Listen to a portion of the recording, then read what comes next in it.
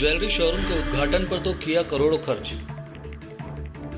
रतलाम के DP jewellers ने शहर में लगाए अवैध होर्डिंग, उड़ाई नियमों की धज्जियां। ज्वेलरी शोरूम के संचालकों पर धन का ऐसा गुरूर कि नगर निगम से बिना अनुमति लिए शहर भर में लगा डाले सैकड़ों होर्डिंग्स।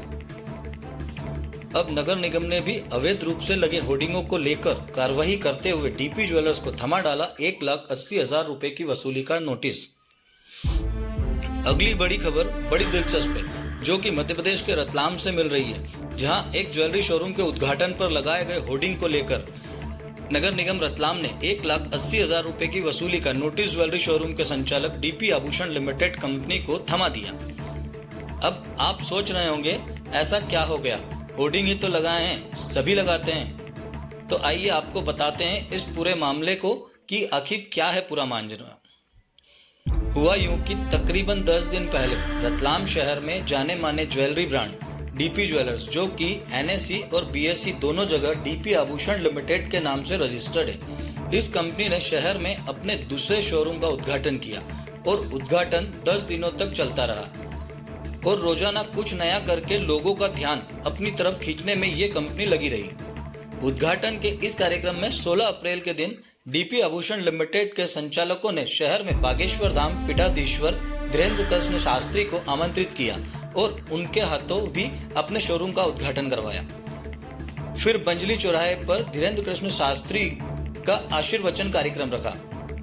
अब हुआ यूं कि पिछले 10 दिनों से चले आ रहे उद्घाटन कार्यक्रम और उसमें 4-5 दिन बागेश्वर धाम सरकार के आगमन के प्रचार प्रसार में डीपी ज्वेलर्स के ब्रांडिंग किए होर्डिंग पूरे शहर भर में लगाए और अपने पूंजीपति होने का ऐसा गुमान था कि ये तक नहीं याद रहा कि रतलाम में नगर निगम नाम की कोई सरकारी संस्था है जिसे इन सब के लिए अनुमति लेना होती है। बिना नगर निगम की अनुमति के पूरे शहर में जगह जगह होर्डिंग लगा दी है।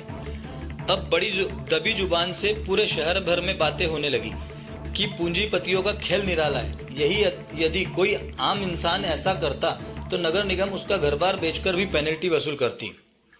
अब यह देखने वाली बात है कि शोरूम के उद्घाटन में संचालकों को फिल्मी हस्तियों को बुलाना याद रहा, करोड़ों का खर्चा करके अपना रुतबा दिखाना याद रहा, पर नगर निगम रतलाम से किसी भी प्रकार की अनुमति लेना याद नहीं रहा। आपको बता दें, नगर निगम उपायुक्त करुणेश दंडोतिया द्वारा जारी नोटिस में डीपी ज्वेलर्स के संचालकों को शहर में 3 दिवसीय अवैध रूप से होर्डिंग लगाए जाने के लिए 1,80,000 रुपए जमा करने को कहा गया। साथ ही अवैध रूप से लगाए गए होर्डिंग को तत्काल हटाने का आदेश भी जारी किया गया। जारी नोटिस के अनुसार इस आदेश के बाद यदि होर्डिंग नहीं हटाए जाते हैं तो कंपनी पर 60,000 रुपए प्रतिदिन की पेनल्टी लगाई जाएगी। वहीं शोरूम के आसपास के रहवासी और राहगीरों की शिकायत है कि शोरूम में वाहन पार्किंग भी नहीं बनाई गई है, जिससे यहाँ यातायात बाधित होने की भी संभावना बहुत ज्यादा है। जिस पर हमने स्थानीय वार्ड पार्षद से बात की तो वार्ड नंबर 16 के पार्षद रंजीत टाक ने बताया कि ऐसी कोई शिकायत मेरी जानकारी में नहीं है, लेकिन हाँ, शोरूम में पार्किंग कहीं दिखाई नहीं देती है। यदि ऐसा कुछ आता है तो अधिकारियों को अवगत कराया जाएगा। रतलाम से एजी न्यूज की खास रिपोर्ट। रंजीत टाक, वार्ड नंबर 16 पार्षद। अभी सुनने में आया है कि आपके पास में बिल्डिंग बनेगी डीपी ज्वेलर्स, क्या होर्डिंग लगे हुए हैं, नगर निगम ने होर्डिंग के नोटिस भी दिया है, कहाँ तक सत्य है? नगर निगम ने उसके ऊपर कार्रवाई करी है, 1,80,000 रुपये का जुर्माना दिया है और उसको होर्डिंग हटाने का बोला है।